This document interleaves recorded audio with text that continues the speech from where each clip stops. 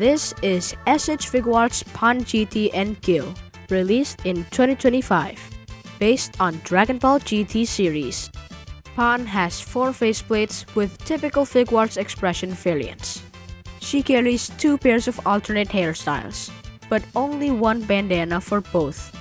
A bonus Goku Kid's face, compatible only with SHF Goku Kid GT. She has 4 pairs of hands and a crossed arms. And finally, her backpack and Gill. As usual, faces are beautifully crafted. Decals and face lines are precisely applied. Skin tone is light cream, no shadings. Hair and face parts fit tightly into the bandana without gaps, not easily pop off during posing. Tidy craftsmanship. Combining the faces and hairstyle, she has 8 different looks, sufficient for standard action poses. What's not good is the finishing, which is not completely matte like a premium should be. If you want, by alternating the bangs and back hair, you get another 8 different looks. There's another thing that I'm not fond of about the head design. Unlike with usual hatted figures like Luffy or Ace, you can't create Pan's 2 heads simultaneously because she only has 1 bandana. I think Bandai should have put a bandana on each back hair. Goku's face is very well crafted. It's compatible with all 3 Goku Kid GT heads. Let's check the detail. At a glance, Pan GT looks gorgeous. Color is bright and lively. But shouldn't the pants be like light purplish or bluish? Proportion is good enough, nothing feels off. Now let's inspect the detail closely. The shoes are well sculpted with visible seam lines. Paint job is tidy. The knee joints are big, and the pants doesn't have enough creases. The surface also looks kinda rough, and there are mispaints on the belt. No color mismatch between the hip, leg, and leg joint. The shirt surface is rough like the legs. The backpack sculpt is good and fits nicely.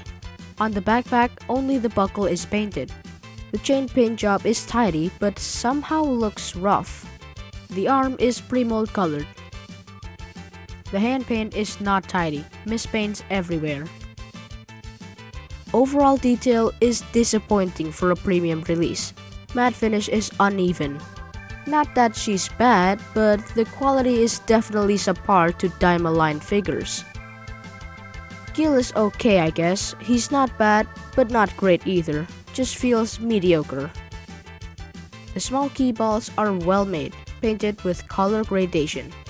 The mold is similar to Dragon Ball Super Android 17 effect. The effects are removable from the hand. Pan is only 19 grams, very light for a figure her size, due to her slim build. Scale-wise, I think she's fine. She's supposed to be around Trunks' hip and Goku is supposed to be around her shoulder. I think Goku is slightly oversized. Before I start with articulation, I inform that my copy has a defect on my right arm. Moving it sideways is fine, but I can't rotate her right arm. The ball peg is too big for the socket. I disassembled the butterfly joint and arm and oiled the ball peg, but it still wouldn't budge.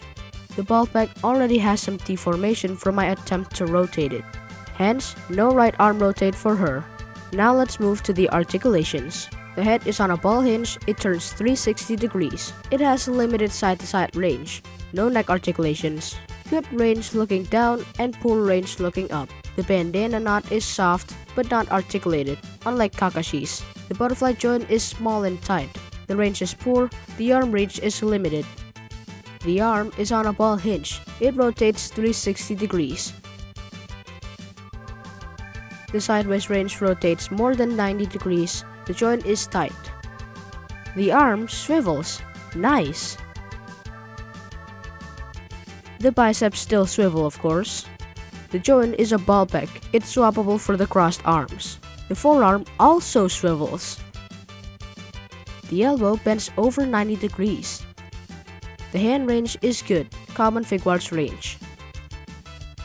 The chest and abs range is excellent to all directions.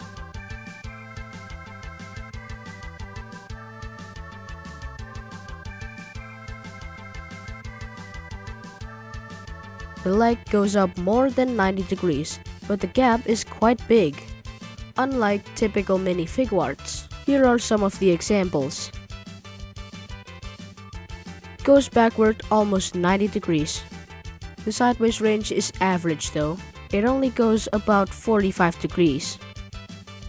The chain is soft so it can bend easily. The leg swivels. Pan's body is nicely poseable because I can still get her to do some nice action poses without her right arm rotate. The thigh swivel is a nice inclusion that most minifigures lack. The joint quality feels subpar to Daima figures. Nothing wobbles, they're just not as tight. I think her build quality could have been better for a premium figure, especially when you get a non-working right arm. Gill's arm is on a peg. The arm rotates but doesn't go sideways. No torso articulation. Also no leg articulation, but the legs are soft. Gill's build quality and design are no match to 2B's much better crafted pod. And 2B is only a $50 regular sized Figuarts.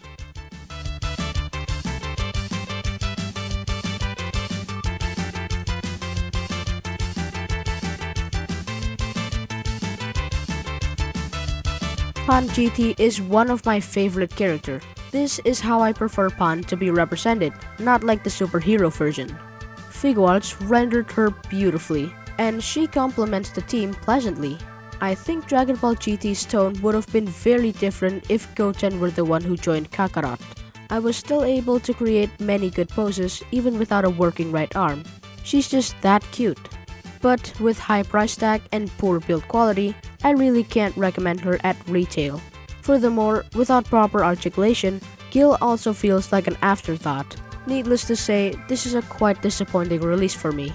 Nevertheless, if you decide to get her anyway, perhaps it's best to wait until the price drops a bit, maybe around $40.